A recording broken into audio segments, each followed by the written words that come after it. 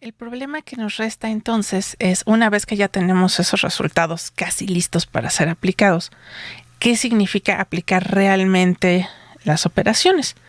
Bueno, aquí tenemos precisamente la frase clave que indica cómo funciona el programador neuronal. La filosofía que está siguiendo y la que propusieron sus autores es que en cada tiempo se aplican todas las operaciones sobre todos los datos y su contribución va pesada por las probabilidades asignadas por el modelo. Estas probabilidades son las que calcularon los dos componentes del módulo de selección, es decir, esas alfas que teníamos ahí. Ya teniendo esos elementos, entonces es bastante fácil entender las fórmulas que vienen. Tenemos que actualizar los dos tipos de respuesta, la respuesta escalar y la respuesta búsqueda, porque estamos considerando todas las posibles operaciones. Entonces, para respuestas escalares teníamos 3 operaciones que podían contribuir, que era cuenta, diferencia y suma. Entonces, bueno, lo que hacemos es, tenemos aquí el valor temporal que habíamos almacenado del resultado de contar. Este sería el resultado de calcular la diferencia. En el caso de la suma, bueno, teníamos ya las sumas por renglones, pero faltaba hacer la suma sobre las columnas. Entonces, este elemento todavía tiene un poquito más de trabajo. Y lo que tenemos aparte para cada uno de estos elementos temporales que ya teníamos es que van multiplicados precisamente por el valor que le corresponde de esta alfa que habíamos calculado. Entonces, si la relevancia de la operación cuenta es 0.1, bueno, este valor va a ir multiplicado por 0.1.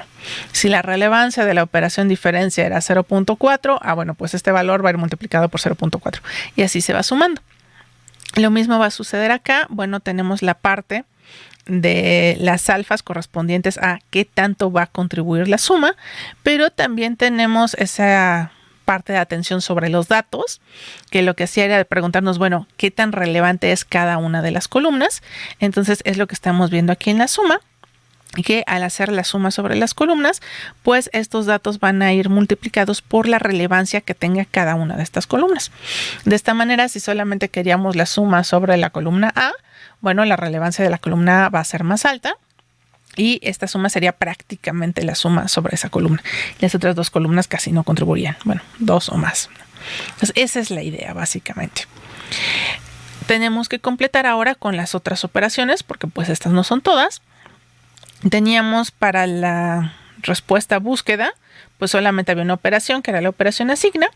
Entonces, lo que vamos a tener ahora es otra vez el resultado de la asignación tiene que ir multiplicado por el peso correspondiente a esa operación. ¿Qué tal si no era eso lo que queríamos hacer? Bueno, eso depende de esta alfa.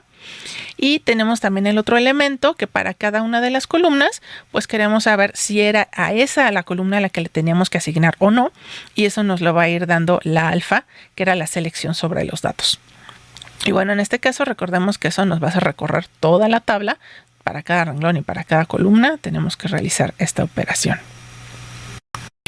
El otro elemento, bueno, pues era esta especie de variable temporal que estamos manteniendo, que es la selección de renglones en cada paso.